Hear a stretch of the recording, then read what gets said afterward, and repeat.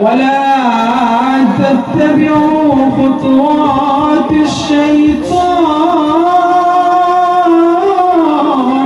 إنه لكم عدو مبين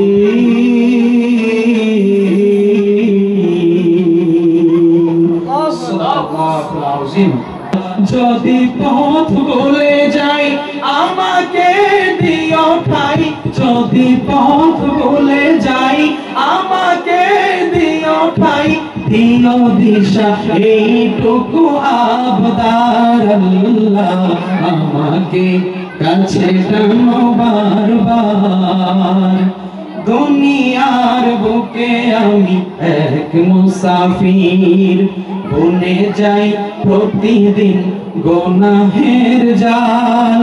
স্বপ্নের দল দেখে রাতে করে ভিড় আসবে কি কাঙ্ক্ষিত সোনালি সকাল যদি হই পেরেশান ও আমার রহমান যদি হই পেরেশান ও আমার রহমান জিকিরে হতে দিও একাকার আল্লাহ আমাকে কাছে টানো বারবার আল্লাহ রাব্বুল আলামিন কুরআনুল কারীমের মধ্যে জানায় দেন নিয়ামতের শুকর আদায় সম্পর্কে আর কুফরি করার সম্পর্কে লা ইন শাকারতুম লা আযীদান্নাকুম ওয়া লা ইন কাফারতুম ইন্না আযাবি লাশাদীদ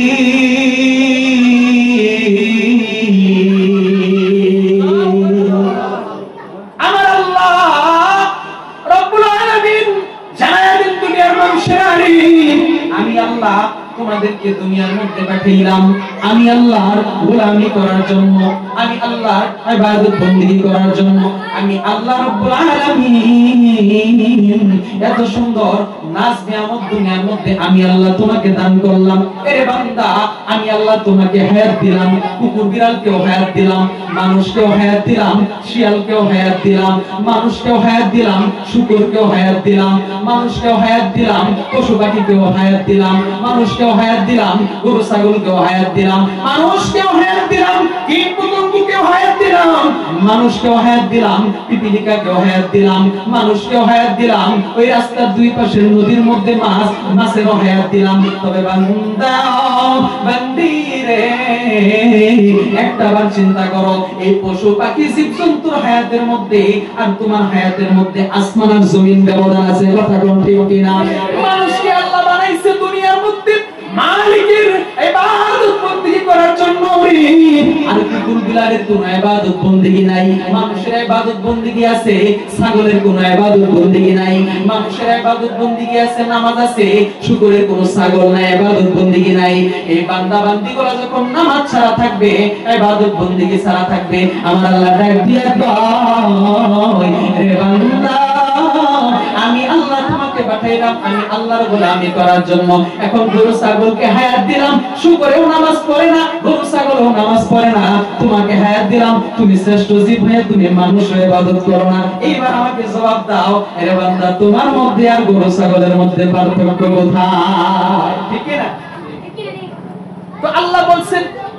আমি আল্লাহ দুনিয়ার মধ্যে মানুষ পাঠাইলাম আমি আল্লাহর গোলামি করার জন্য আমি আল্লাহ যে নিয়ামত দান করলাম এই নিয়ামতের শুকর আদায় করবে যে বান্দা বান্দীগুলা আমি আল্লাহর নিয়ামতের শুকর আদায় করবে